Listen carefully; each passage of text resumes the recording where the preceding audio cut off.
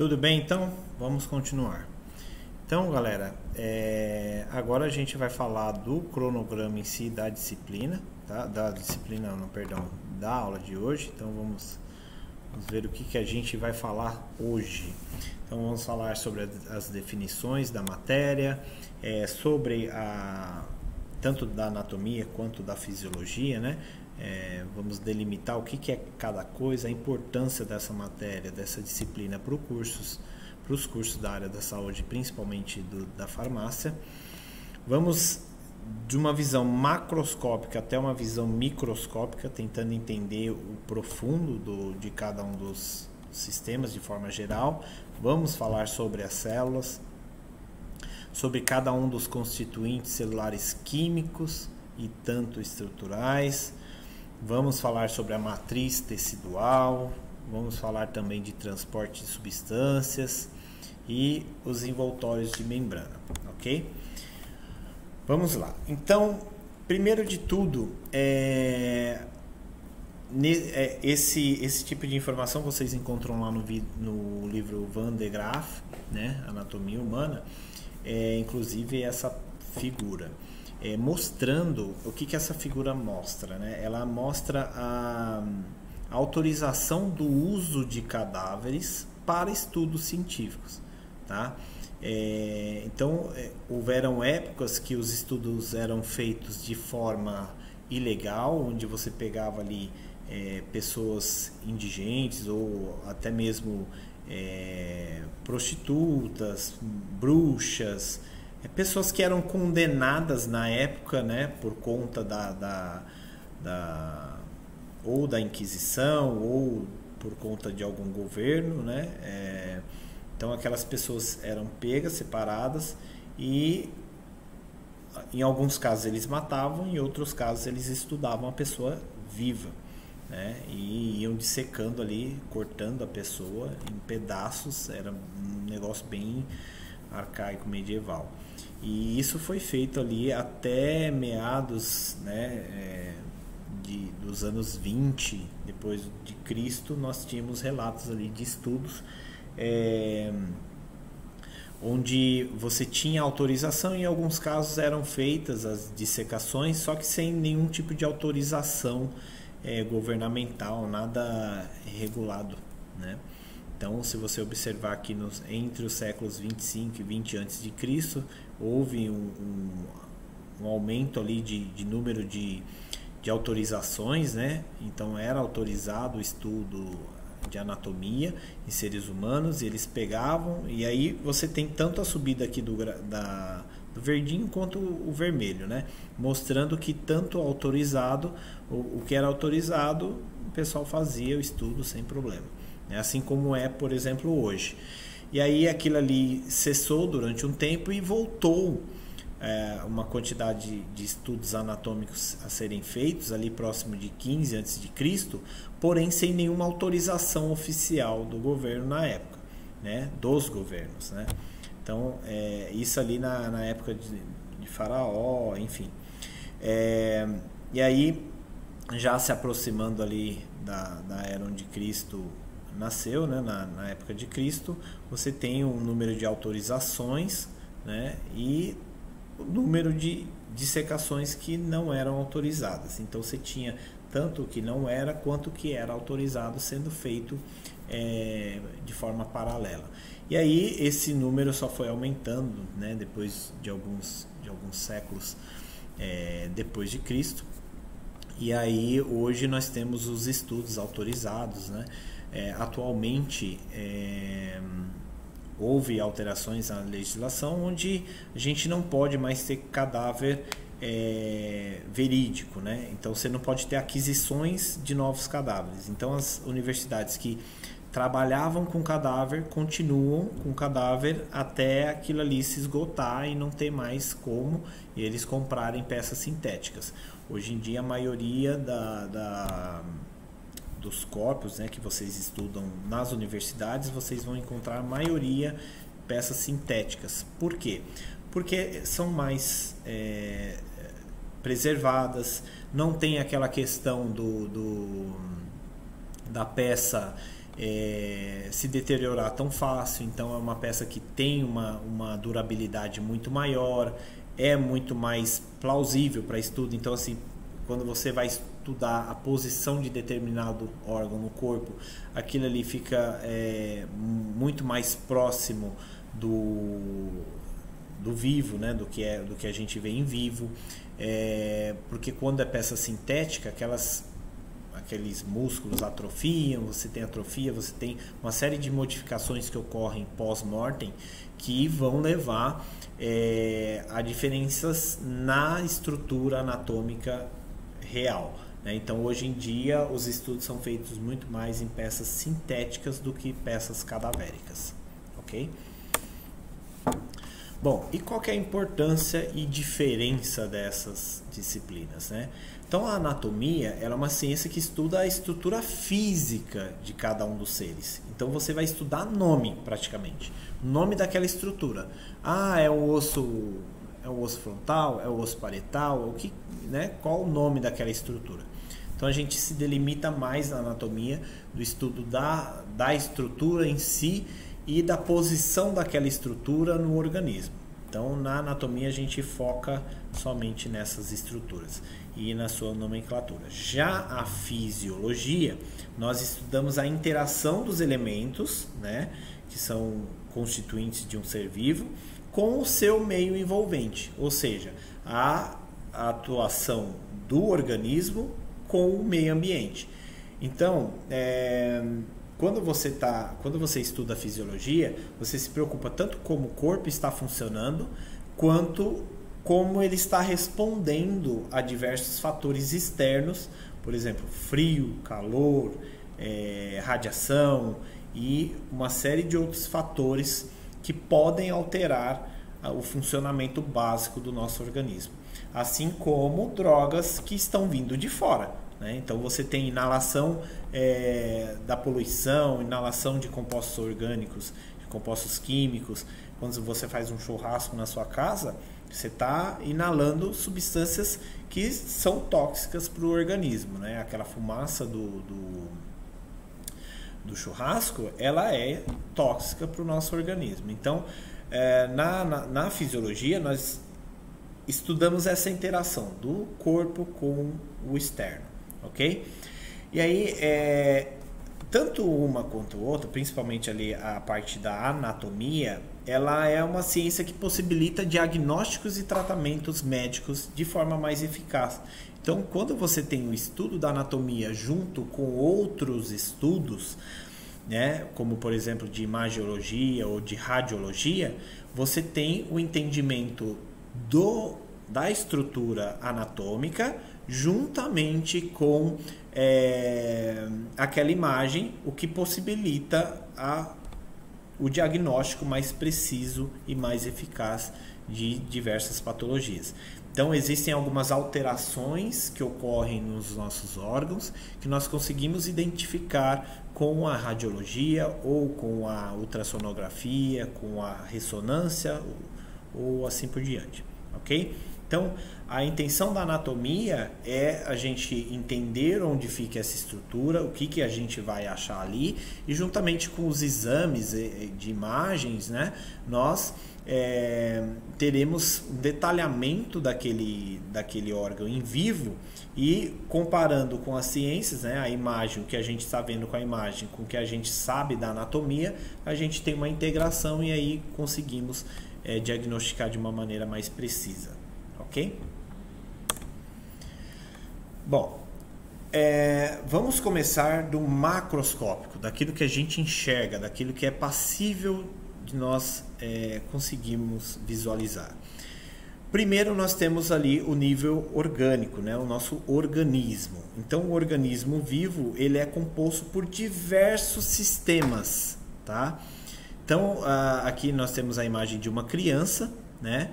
E representando ali um dos sistemas que essa criança tem, que é o sistema digestório, tá? Então nós temos o sistema digestório, sistema cardiovascular, sistema endócrino, sistema ósseo, sistema nervoso.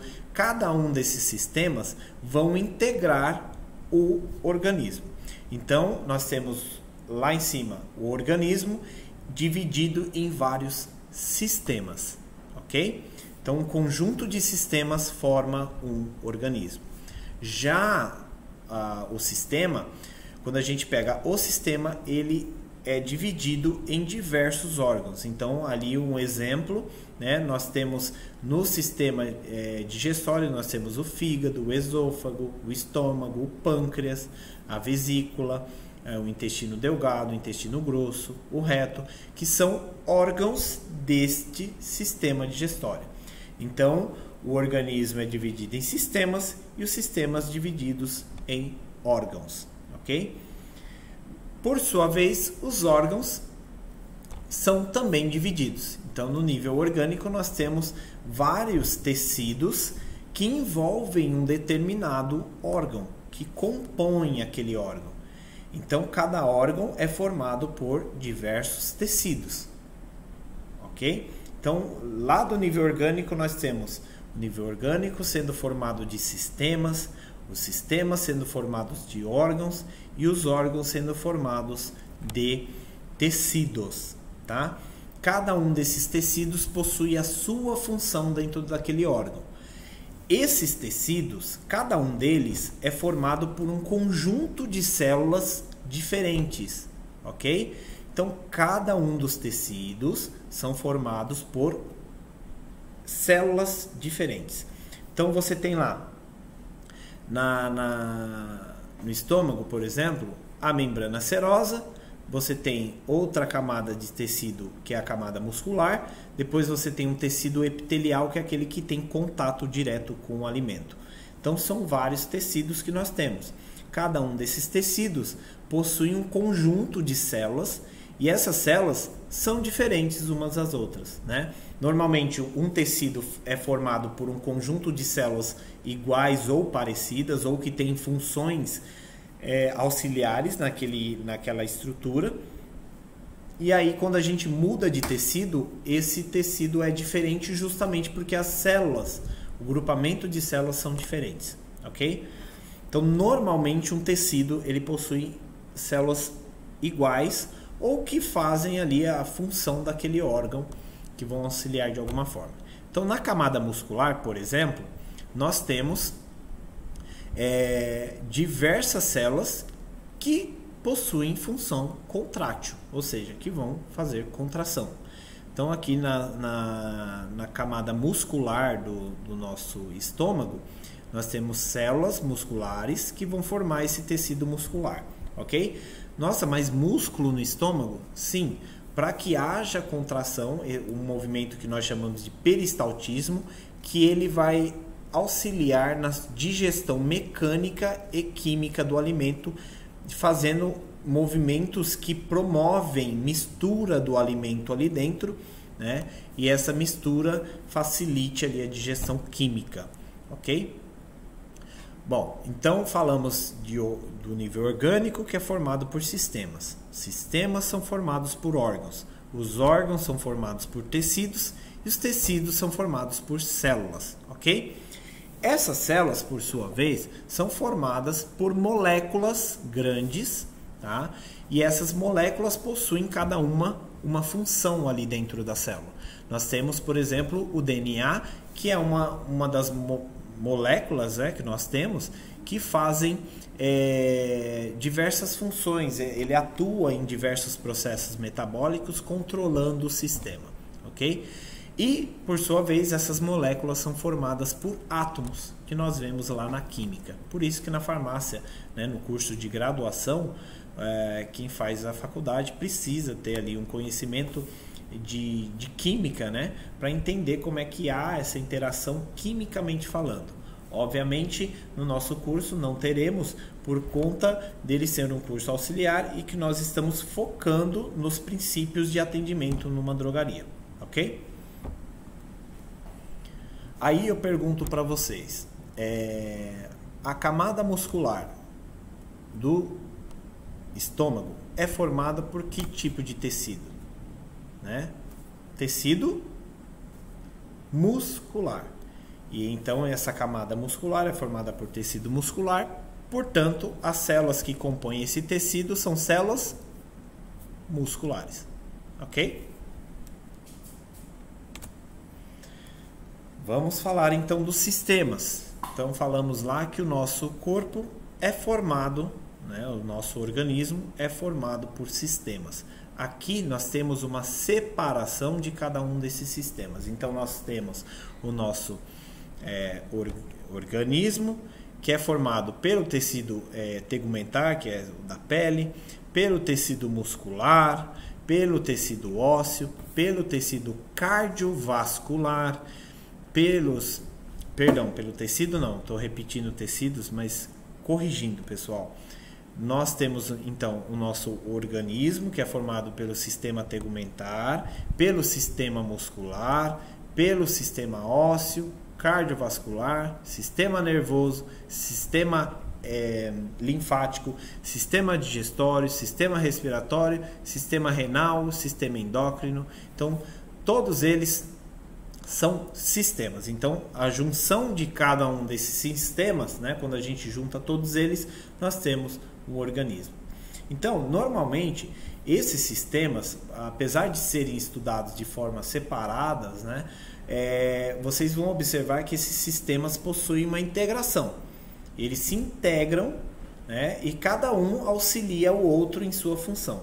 Então, de forma direta ou indireta, nós verificamos que esses sistemas possuem, então, interação entre eles. Isso é extremamente importante, porque quando nós temos uma patologia, por exemplo, uma dor de cabeça, né? Na dor de cabeça existem vários fatores que podem estar influenciados, ou a tensão muscular, ou pressão arterial elevada. Então existem vários fatores que podem contribuir para uma simples dor de cabeça, e cada um desses fatores estão relacionados aos sistemas que nós vamos estudar. Esses sistemas, por sua vez, são formados ali por órgãos, né? E o que é um órgão? É um agregado de 2 ou mais tipos de tecidos. Então, você tem a formação dos sistemas, cada sistema é formado por órgãos. E cada órgão é formado por 2 ou mais tipos de tecidos. Então, nós temos aqui o músculo, né? Nós temos várias camadas, né? Temos os fascículos, nós estudaremos isso adiante. Então, o músculo, então, é um tipo de órgão. Então, aqui nós temos o órgão. Notem aqui, ó, que nós temos várias divisões que nós estudaremos posteriormente. E essas divisões aqui são tecidos, né? Nós temos vários tecidos. E assim, um exemplo, né, de um sistema que possui vários tecidos é o sistema da pele, né? A pele é um órgão, né, do sistema de revestimento, sistema tegumentar, e neste órgão, né, que é a pele, então a pele é o maior órgão do ser humano, tá? E a pele, ela possui diversos tecidos. Notem que nós temos ali o primeiro tecido, extrato córneo, que são feitos de células mortas, tá? Extrato lúcido, extrato granuloso, extrato espinhoso, extrato germinativo. E, por fim, a derme. Então, a pele é formada por todos esses tecidos. Cada um deles possui um grupamento de células, normalmente iguais, e em alguns casos as células se diferenciam, né, formando células que vão desempenhar uma função diferente. Mas, normalmente, aquele tecido possui pelo menos um grupamento de células que são iguais, ok? Então notem aqui que nós temos um tipo de tecido que possui células diferentes do tecido abaixo, e logo abaixo teremos também um outro tecido formado por células totalmente diferentes dos outros 2 tecidos acima. Então, o que nós temos é a diferenciação de cada um desses tecidos, a diferenciação celular. Então, a célula se diferencia e aí formando ali um tecido. E aí, o que é uma célula, né? A célula, ela é a unidade básica, né, de cada um desses tecidos. Como assim unidade básica? É a unidade funcional, é aquilo que vai fazer com que tudo aconteça. Então é na célula que ocorrem todos os processos metabólicos, né? Todos não, a maioria dos processos metabólicos. Então é dentro da célula que você terá ação de medicamentos ou até mesmo modificações, patologias que vão ser originadas ali de modificações dentro dessas células. O mau funcionamento de uma célula leva a uma patologia, ou seja, leva a uma doença. Então a célula é o componente estrutural e funcional básico dos tecidos. Não existe qualquer tipo de vida, tá, pessoal, sem célula. Então todos os seres vivos possuem célula, tá? E aí nós temos várias células de acordo com o tecido, tá? Então temos nomes diferentes dessas células e funções diferentes de cada uma dessas células, tá? Então temos lá como exemplo de células os neurônios, que são células lá do sistema nervoso, as fibras musculares, que são células do tecido muscular, do sistema muscular, os hepatócitos, que são células hepáticas, ou seja, lá do fígado, os teócitos, que são dos ossos, os linfócitos, que são células de defesa, e as hemácias, que são células que transportam o oxigênio. Então, existem diversas células no nosso corpo, bilhões, e normalmente você tem diferença entre essas células, né? Exceto quando ela é do mesmo tecido e ela faz a mesma função. O restante, quando você sai de um tecido e vai para outro, normalmente você tem um grupo de células que desempenham funções diferentes em cada um desses tecidos. E aí, quando nós observamos, né, uma célula no microscópio, a gente queria enxergar isso, né? Enxergar toda a estrutura celular, todas as suas organelas. Notem que aqui dentro da célula nós temos estruturas, tá? Cada uma dessas estruturas possui uma função. E aí essas funções vão ser desempenhadas e vai promover o bom funcionamento do seu organismo, tá? Então cada estrutura dessa, o ribossomo, o complexo de Golgi, a membrana, mitocôndria, cada um desses possui uma função dentro da célula, tá? Isso nós chamamos de organelas, são como órgãos pequenos das células, ok? Então a expectativa é essa, mas a realidade é outra, né? Quando a gente vê uma célula de verdade, né, nós esperamos ver uma coisa, mas a realidade nos mostra outra. Então o ovo, por exemplo, é uma célula, né? Obviamente essa é uma célula bem grande, né? Visível, é um dos poucos casos, porém é uma célula e possui organelas ali dentro daquela estrutura. Vocês não enxergam, porém as organelas são bem pequenas, são estruturas bem pequenas que estão compondo a célula grande, no caso aqui, que é o ovo. Então a gema, né, essa parte da gema, ela é onde fica o núcleo da célula. Então essa região você vai encontrar o DNA, né, e o restante, né, essa delimitação aqui, ó, isso aqui é uma membrana, tá? Então o que delimita essa célula é uma membrana. Dentro dessa membrana nós temos lá diversas organelas. Vocês vão encontrar mitocôndrias, ribossomos, complexo de Golgi, membrana plasmática, tudo aqui dentro. Então tudo que está compondo aqui, ó, lá dentro vocês vão encontrar. Algumas estruturas vão variar de acordo com a função daquela célula. Então no ovo você não vai encontrar essa microvilosidade, que são como cílios, né? E muito menos o flagelo, porque o ovo ele não vai sair andando por aí, né? Então, existem algumas estruturas que são específicas para cada um tipo de célula. E quais são os componentes que nós temos, né, no nosso corpo? Nosso corpo é formado basicamente de água. Então, aproximadamente 60%, né, no mínimo, aí, é constituído de água. Então, as células animais, né, que são as nossas e as dos animais, possuem aproximadamente 60% do seu conteúdo é água, né? Claro que vai variar de acordo com o órgão. Vocês notem aí eu coloquei do lado uma figura que representa a porcentagem de água que nós temos em cada um desses órgãos. Então, o fígado, por exemplo, é um dos órgãos que mais possui água. Então, a constituição de 80%, 86% do fígado é água, tá? Até o sangue, né, que teoricamente era para ter mais, ele tem menos, porque ele tem muita célula, né? E essas células são em sua grande maioria, elas possuem bastante estrutura proteica, né? E não água, tá? E aí nós temos ali sais minerais, tá? 4,3%. Então o sal, o famoso sal de cozinha, o cálcio, o fósforo, o potássio, são todos sais minerais e nós temos aproximadamente 4,3%. Essa porcentagem ela se modifica de acordo com a célula, né? Então notem aí que as células animais possuem uma porcentagem e as vegetais possuem outras. Então cada ser vivo você pode ter variação da quantidade de água dentro dele. Então, qual que é a função da água? Nós temos lá função lubrificante.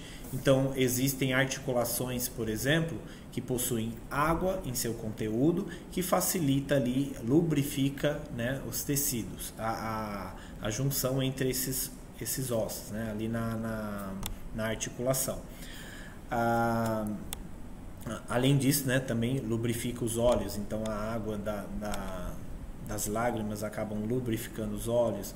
Na boca, a saliva, que possui uma concentração de água bem relevante.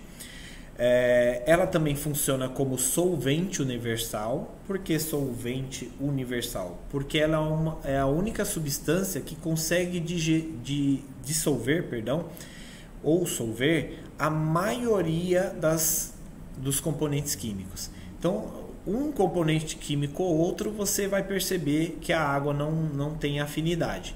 Porém, a água é a que mais possui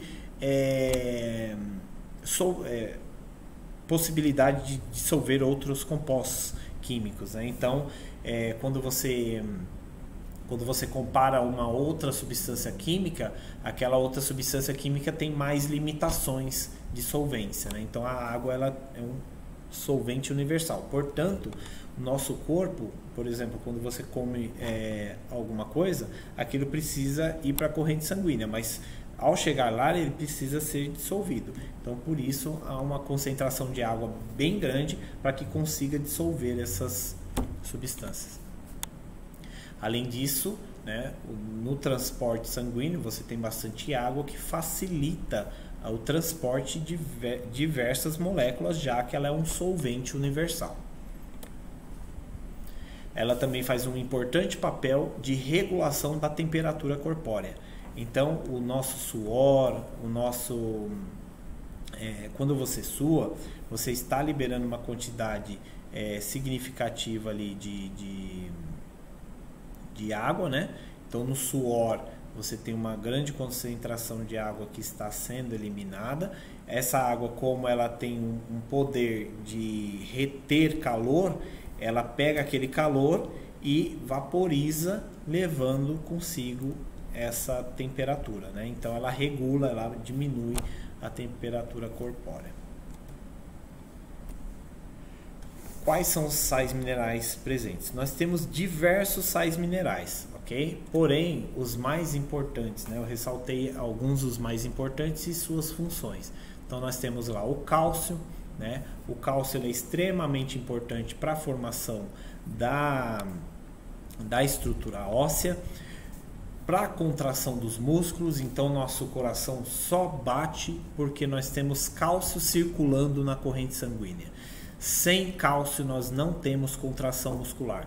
Sem cálcio eu não consigo simplesmente levantar os braços, né? Abaixar os braços, caminhar. Então o cálcio é extremamente importante, tanto para a formação óssea quanto para a contração dos músculos. Além disso, o cálcio ele auxilia na liberação de neurotransmissores. Então o nosso cérebro ele se comunica com diversas células e através dessa comunicação ele acaba liberando cálcio para facilitar essa liberação de neurotransmissores. Também temos a função do sódio. O sódio é um mineral bastante presente no nosso corpo e as funções são diversas, né?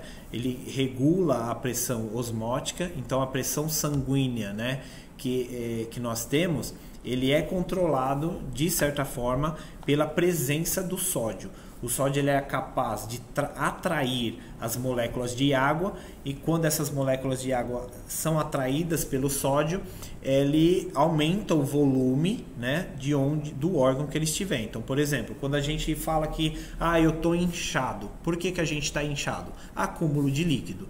Por que acumula muito líquido? Muito provavelmente por uma ingesta muito grande de sódio. Então, se você ingerir muito sódio, né, ao longo do dia, a princípio vai provocar inchaço, né, do seu organismo e acúmulo de líquidos, tá? Posteriormente, aumento da pressão arterial e aumento da excreção de urina, né, na tentativa de corrigir essa quantidade de sódio. Mas isso nós abordaremos, né, de forma mais categórica na parte de sistema renal e cardiovascular. Bom, o sódio também auxilia na condução de impulsos nervosos e ele está presente no meio intra e extracelular, principalmente no extracelular, ou seja, do lado de fora da célula, do lado você tem a membrana plasmática, né? E ali do lado externo nós temos uma grande presença de sódio. Nós temos também o fósforo, que está presente em todos os tecidos, tá? Ele é a base para a formação de diversas moléculas energéticas, como por exemplo o ATP, tá? Então nós temos energia justamente por conta do fósforo. Lá na frente nós vamos entender como que funciona isso, né? Nós temos também o fosfato de cálcio, né? Então os ossos são formados por cálcio e fósforo. O fósforo e o cálcio se ligam formando fosfato de cálcio e dando origem a essa estrutura óssea mais rígida. Outro sal mineral também muito importante é o potássio. O potássio ele auxilia na condução de impulsos nervosos, assim como o sódio, né? O sódio, o cálcio estão muito presentes ali no sistema nervoso, assim como o cálcio também, favorecendo essa comunicação do sistema nervoso com o restante do nosso corpo, né? Nós temos ele também, o potássio, presente no meio intracelular, ou seja, no meio interno, dentro da célula. Então, fora da célula nós temos mais sódio e dentro mais potássio.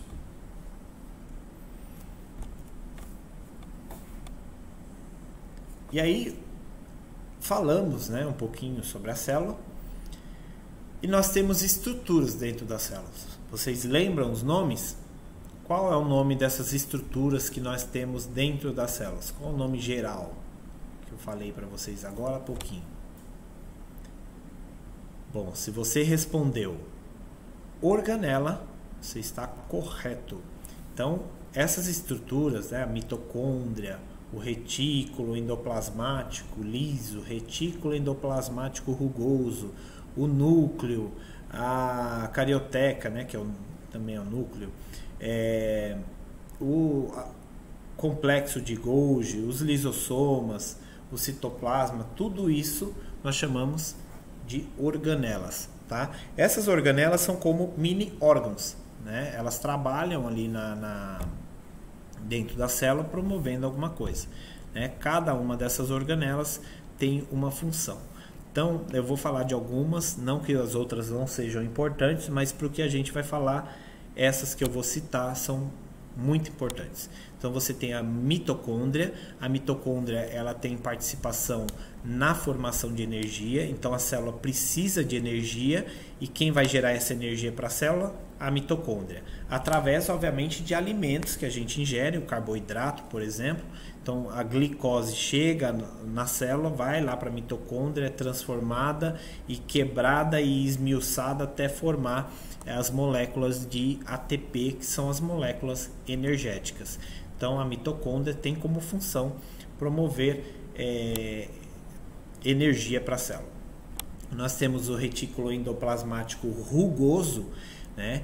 E os ribossomos, que estão presentes nesses retículos, que tem uma função importantíssima da produção de proteínas. Tá? Então essas proteínas têm diversas funções no nosso organismo. Uma das principais é a proteína contrátil, né?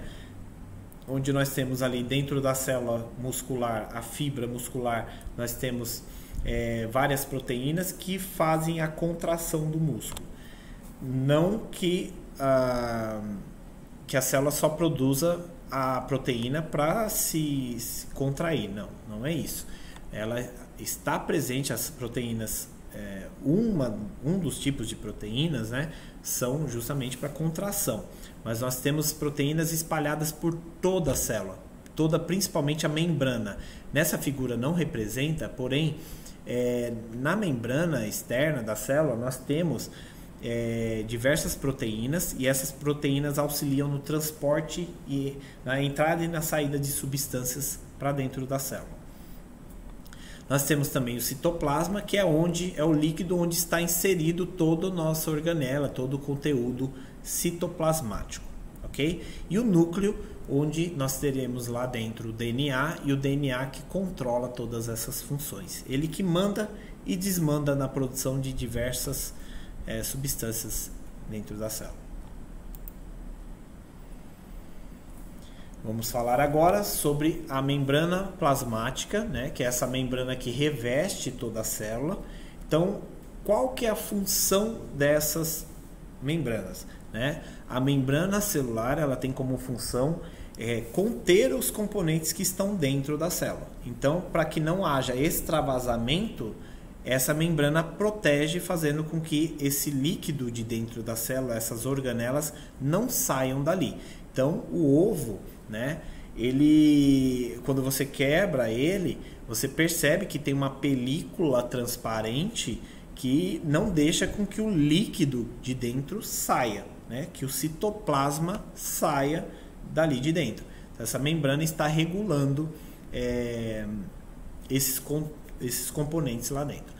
Além disso, a membrana tem uma função importantíssima, que é regular a passagem de substâncias de fora para dentro e de dentro para fora.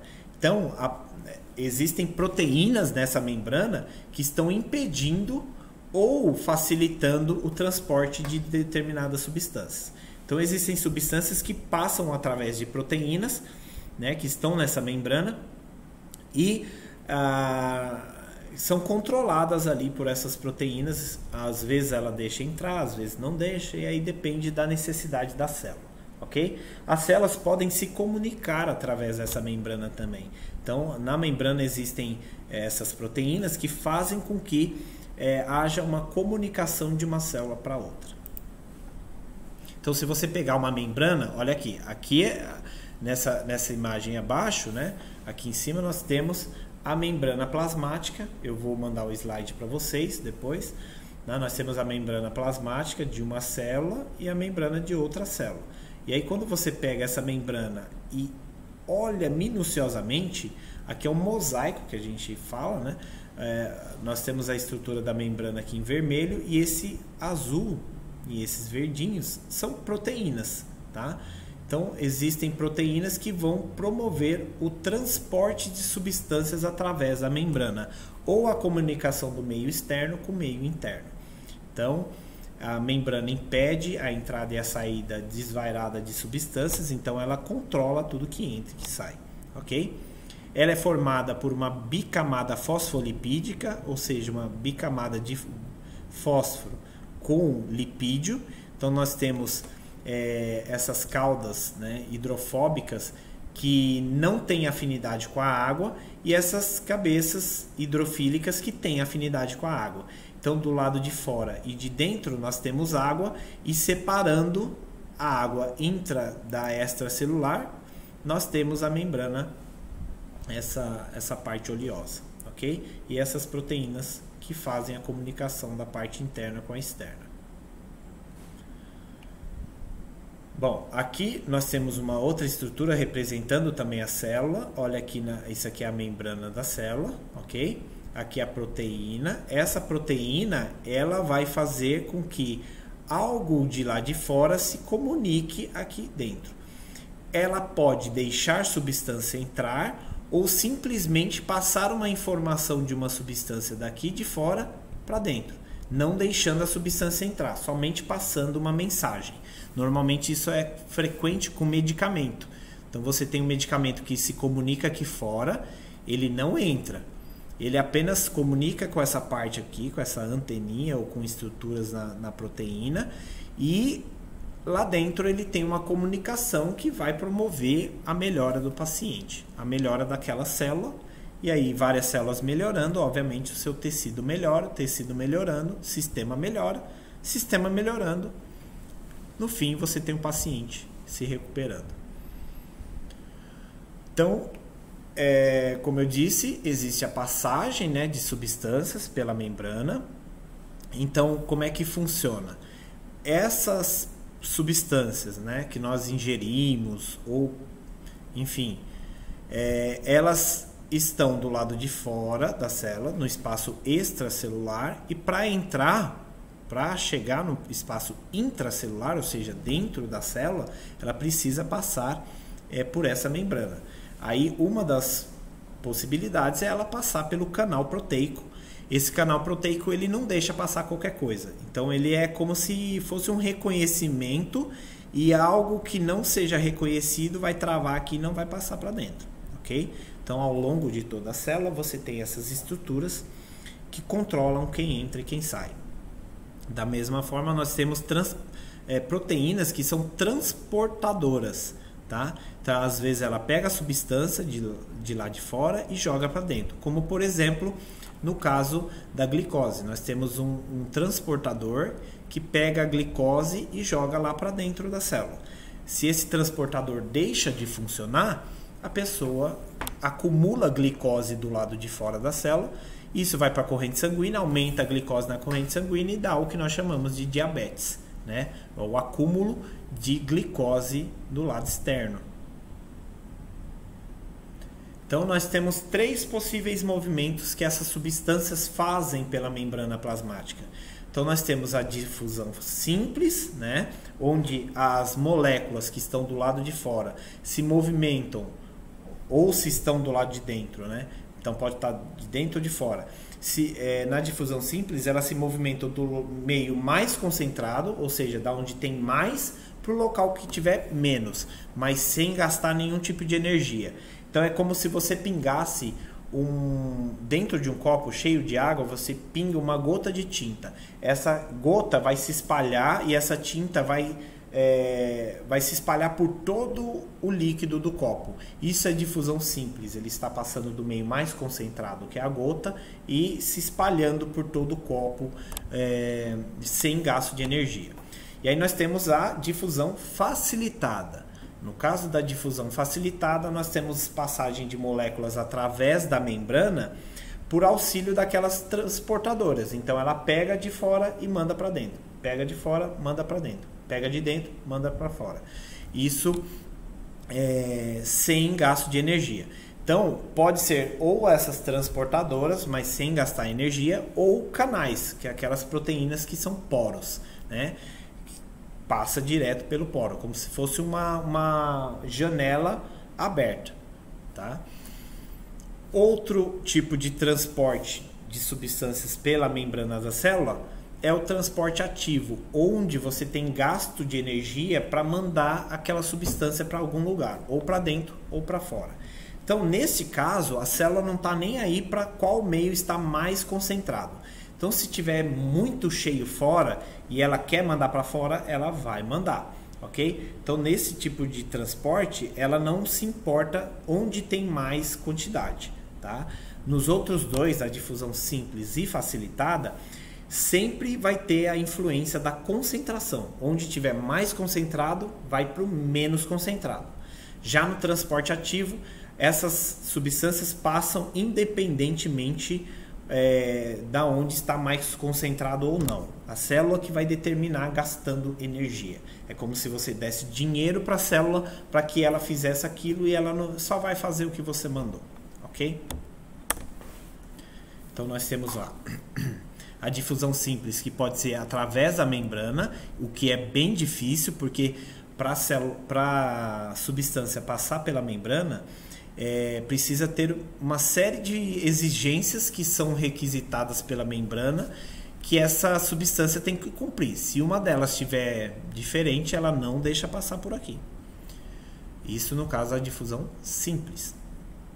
A difusão facilitada se dá por meio de proteínas, ou transportadoras, ou proteínas que são poros, ou canais. E aí ela passa direto, porém a única exigência é que aquela substância seja específica. Então é como se fosse uma chave, né? Que se não encaixar naquela porta, ela não passa, né? Você não tem a passagem. Então essa substância precisa passar e ser reconhecida. Isso, na difusão facilitada, você não tem gasto de energia. Então, portanto, a difusão facilitada e a simples são consideradas transportes passivos, tá? Aqui está em espanhol, tá, gente? Por isso que passivo está com S só, difusão está estranho, então, porque é espanhol.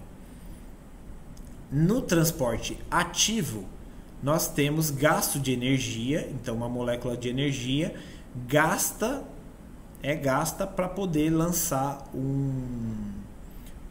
uma substância para dentro ou para fora da célula. Então, na difusão simples, como eu disse para vocês, ela pode passar direto pela membrana. Porém, ela precisa respeitar algumas coisas. Quais são? Primeiro, não pode estar muito concentrado do outro lado, senão ela não vai passar. Então, ela sempre vai se igualar, tá? Então, a substância, se ela estiver no meio mais concentrado, ela vai tentar passar para o menos concentrado, sempre assim. Então, se tiver uma concentração baixa dentro da célula e fora tiver muito, obviamente ela vai sair da onde está muito para onde estiver menos, ok? Outro fator é a lipossolubilidade. Então, existem drogas, substâncias que conseguem passar pela membrana, porém, se ela não for lipossolúvel, ou seja, solúvel em óleo, se ela não tiver afinidade com óleo, ela não consegue passar. Porque a membrana, essa parte amarelinha aqui da membrana da célula, é óleo. Então, para passar para essa parte azulada, né, essa parte azul, que é a parte interna, ou seja, dentro da célula, a substância precisa ter lipossolubilidade, ou seja, ser solúvel em óleo, ok? Para ela conseguir penetrar facilmente. Outra coisa é a ionização da substância. Ela não pode ter carga. Se ela tiver carga ou positiva ou negativa, ela não consegue passar pela membrana. Então, só um detalhe, na química nós representamos o sódio pela letra Na. Na+. Por que mais? Porque ele perdeu um elétron e então ele ficou positivo. A carga dele ficou positiva. Então o sódio é um exemplo de substância que não consegue passar pela membrana justamente porque ele está com carga, ok? Então, o que ele precisa fazer? Precisa passar por proteínas que reconheçam aquela carga, senão ele não consegue passar. E na difusão facilitada, então, você tem transporte dessas substâncias, por exemplo, o sódio, só que aí essa substância precisa ser reconhecida. Então, tem passagem só para água, tem passagem só para sódio, só para potássio e assim por diante. Então, cada estrutura química tem um reconhecimento diferente, ok? Então, no caso dos poros, essa estrutura sempre está aberta, né? Permitindo a passagem livre dessas substâncias que são reconhecidas por aquele poro. Já nos transportadores, a passagem está fechada e aí ele tem que ser reconhecido. Uma vez que ele foi reconhecido, ele pode entrar. Bom, as células, como vocês viram lá nos tecidos, elas estão ligadas umas nas outras. Então, quando você pega uma célula, como que ela fica unida uma das outras? Através de junções intercelulares. Então elas conseguem ficar grudadinhas umas nas outras, tá? Para que servem essas junções? Primeiro, para elas ficarem unidas. Segundo, para elas conseguirem comunicar uma com as outras, ok?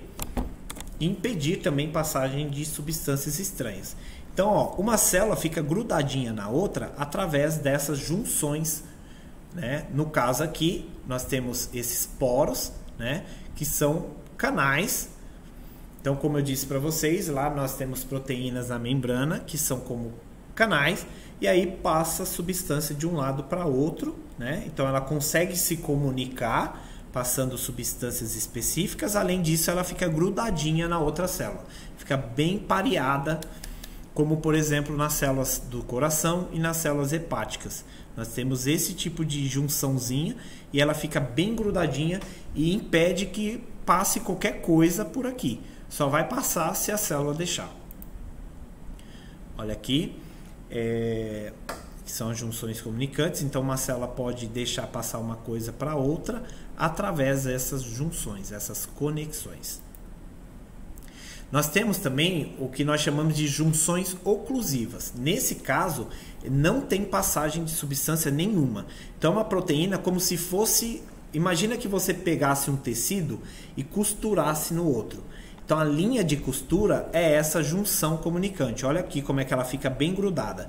E não passa nada de um lado para o outro, tá, gente? Então, são junções oclusivas, ok?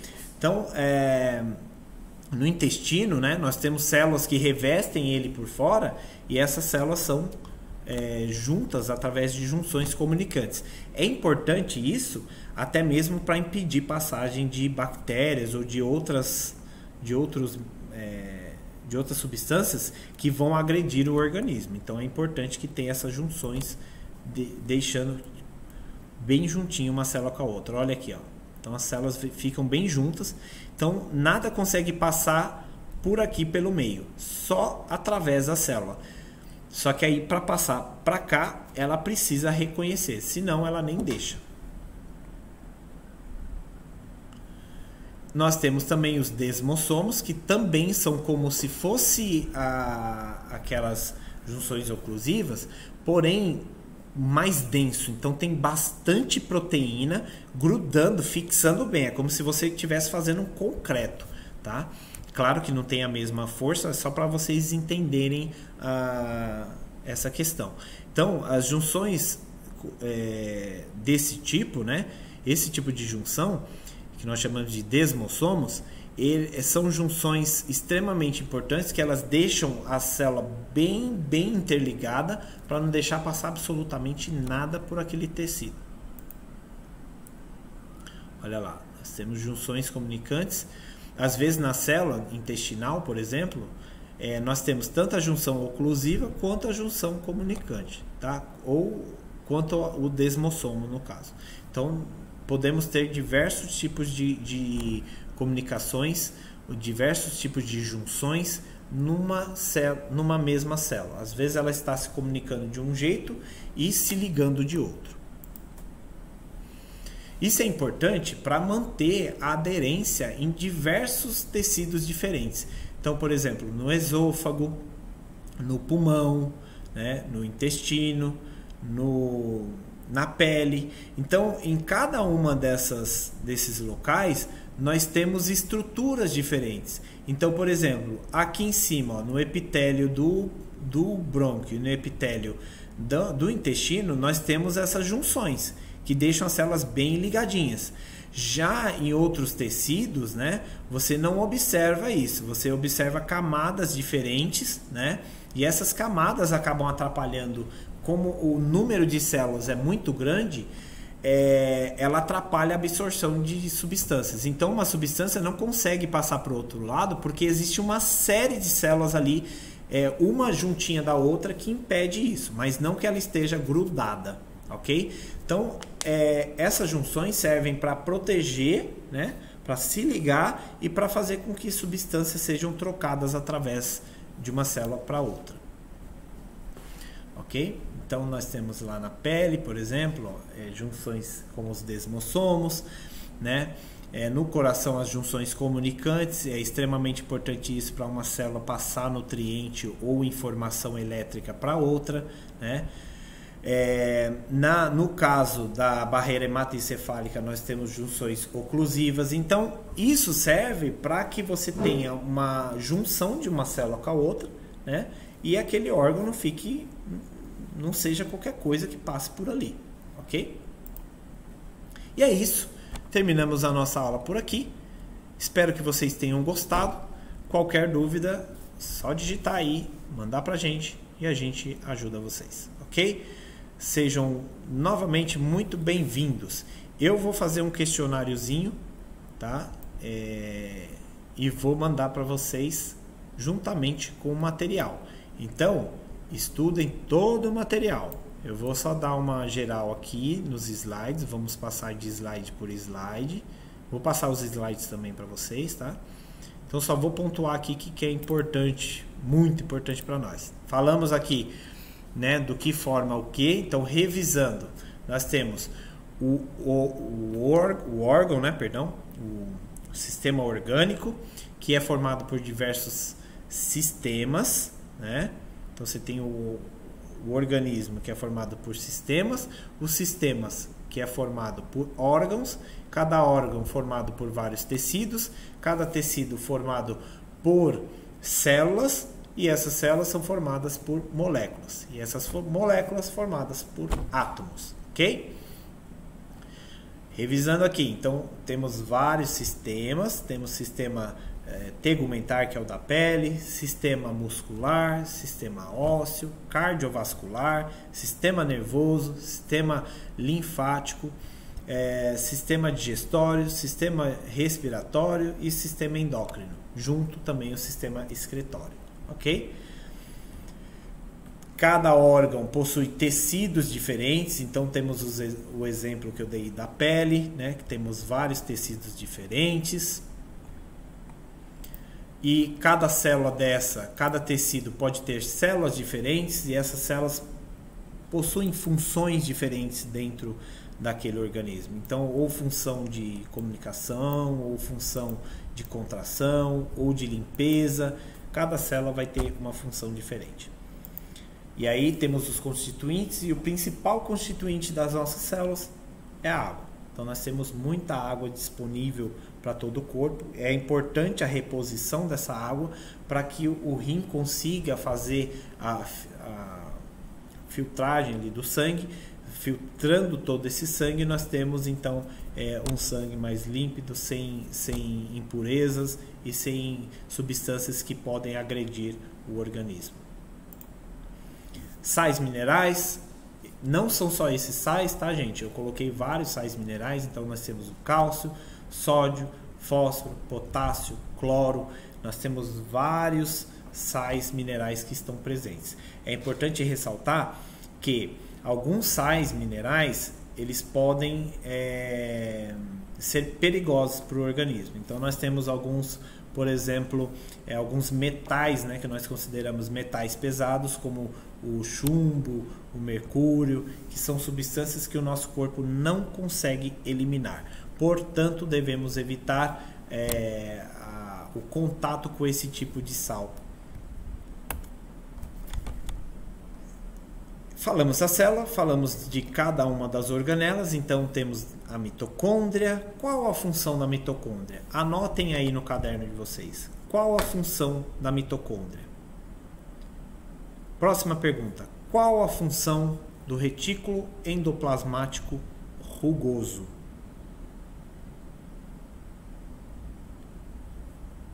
Próxima pergunta. Qual a função dos ribossomos?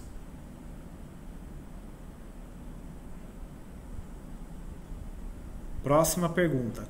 Qual a função da membrana plasmática?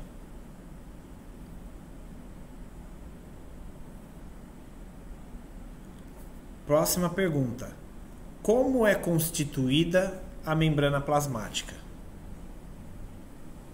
Nessa pergunta eu quero que vocês respondam o que a membrana plasmática tem. Como ela é formada, né? Ok?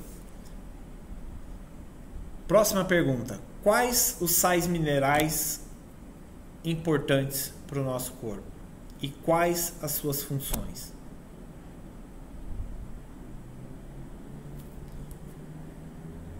Então temos parecer geral de cada uma dessas estruturas. Eu gostaria que vocês estudassem, focassem nisso, ok? E mais uma perguntinha para vocês.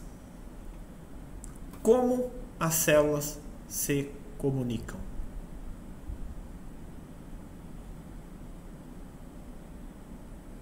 Então, a célula ela possui um mecanismo que ela se comunica com a outra, né? E é isso que eu quero saber. Como é que ela faz para se comunicar? Como ela se comunica? Qual a estrutura que ajuda nessa comunicação? Ok? É isso. Então, espero que vocês tenham gostado. A aula é complexa. Fácil não é. Mas com certeza vocês vão conseguir chegar lá. Gente, muito obrigado. Tenham uma ótima segunda-feira.